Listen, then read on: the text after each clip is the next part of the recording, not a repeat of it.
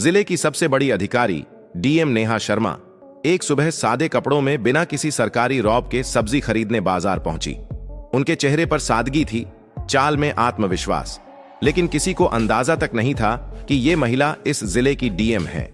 नेहा सीधा एक ठेले के पास जाकर रुकी, जहां एक करीब 30 साल की सब्जी वाली औरत सब्जियां बेच रही थी। नेहा ने मुस्कुराकर उससे सब्जियों के दाम पूछे ही थे कि तभी एक छोटा बच्चा दौड़ता हुआ आया और उस औरत से लिपटकर बोला, मम्मी मुझे स्कूल छोड़ दो ना, लेट हो रहा है, नहीं तो टीचर डांटेंगे। सब्जी वाली बोली, बेटा थोड़ी देर रुक जा, मैं पहले इनको सब्जी दे दूं, फिर तुझे छोड़ने चलेंगे। बच्चा जिद करता रहा, नहीं मम्मी अभी चलो ना प्लीज, बहुत देर हो गई है। यह सब देखकर डीएम नेहा शर्मा का दिल पसीज गया।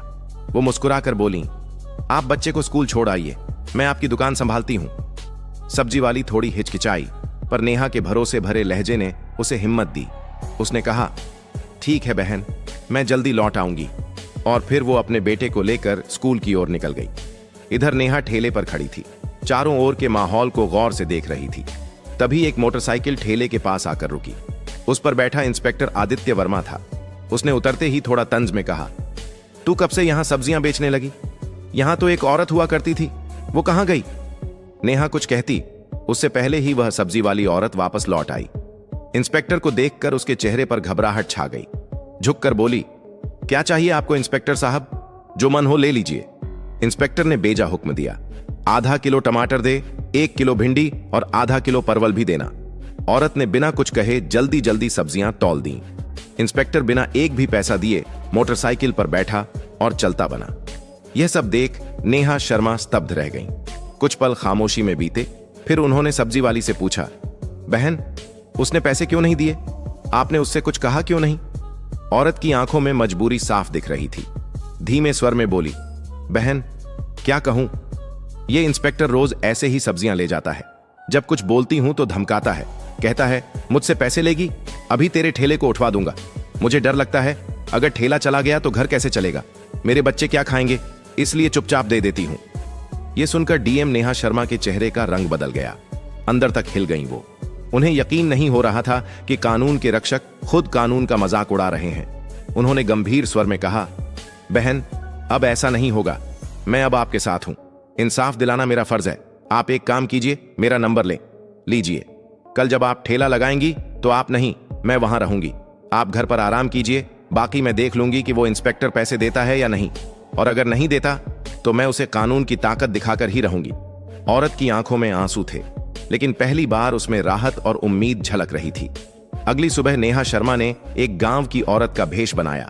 ना कोई मेकअप, ना कोई पहचान। साधारण साड़ी पहने, सिर पर पल्लू रखे वो ठेले पर आ खड़ी हुई। ठेले पर ढेर सारी सब्जियां सजाई गईं। सब कुछ तैयार था। कुछ ही देर में वही इंस्पेक्टर आदित्य वर्मा अपनी मोटरसाइकिल पर वहां पहुंचा।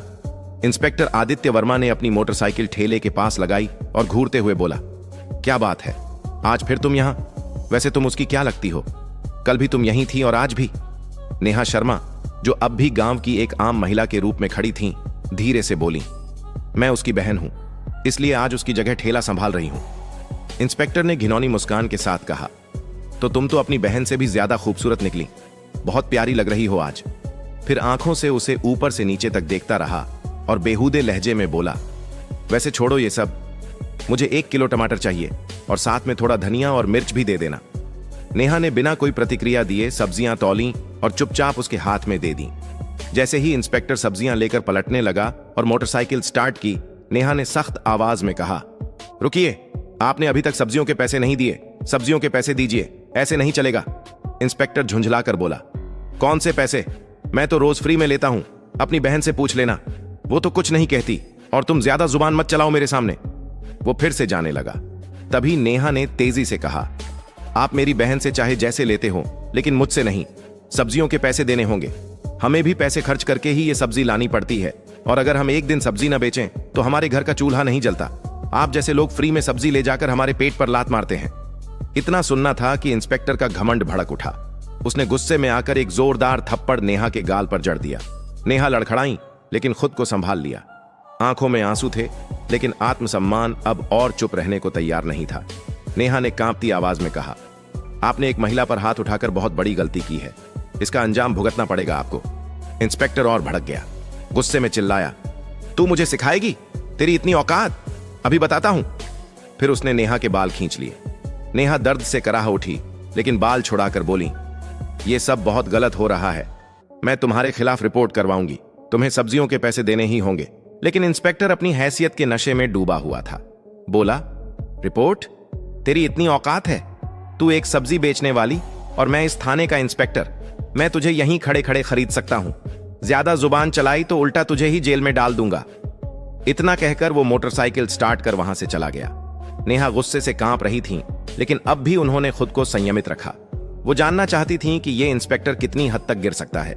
कुछ पल ठेले के पास बैठने के बाद उन्होंने सब्जी वाली को फोन किया और कहा, अब तुम ठेले पर आ जाओ। सब्जी वाली के आते ही नेहा वहां से चुपचाप निकल गई।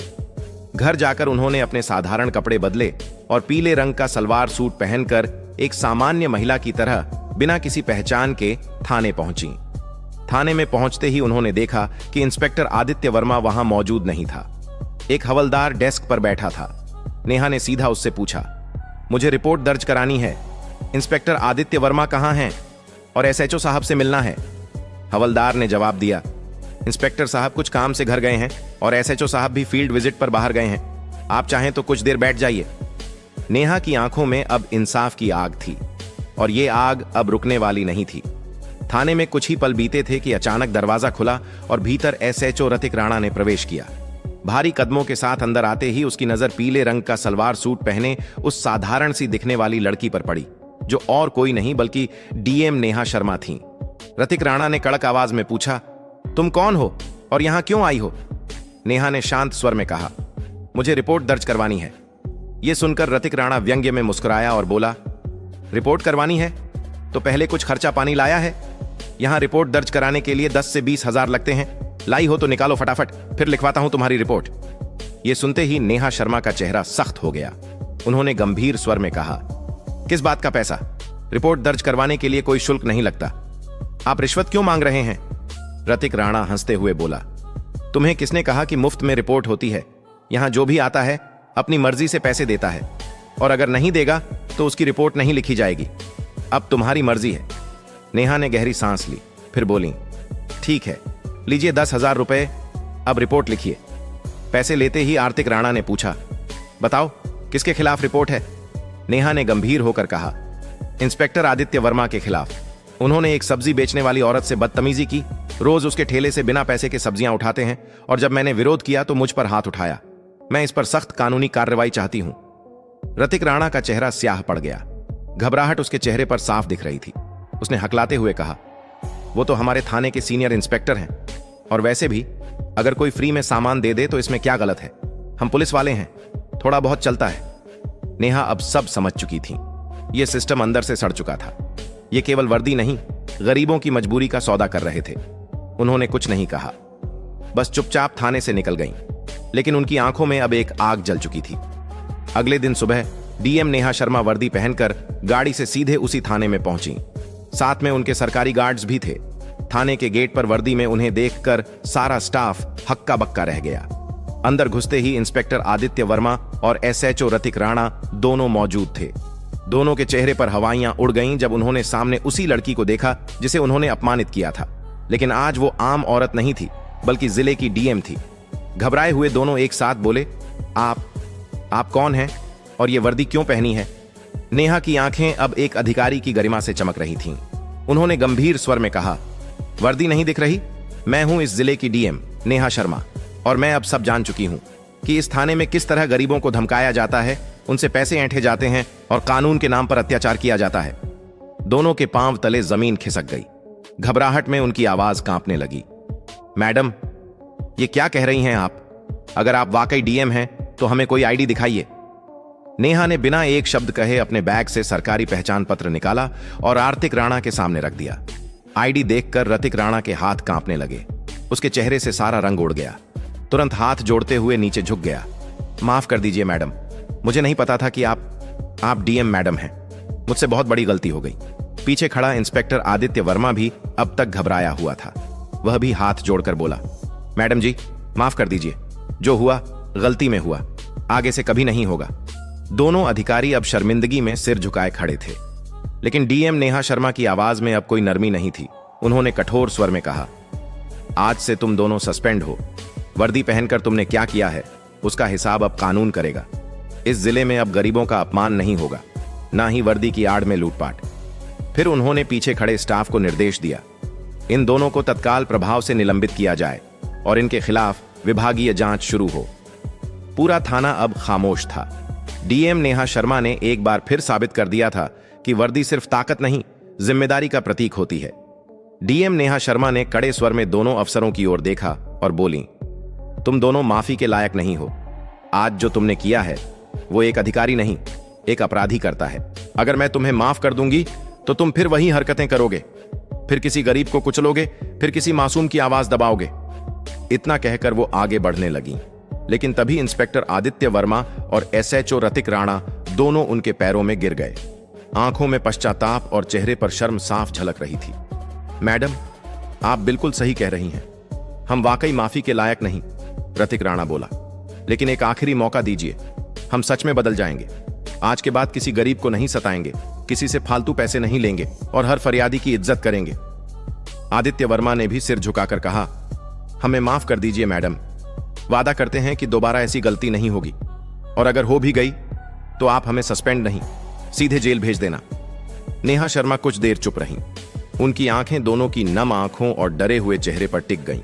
फिर उन्होंने गहरी सांस ली और गंभीर स्वर में बोली, ठीक है, मैं तुम्हें माफ कर रही हूं, लेकिन ये आखिरी मौका है।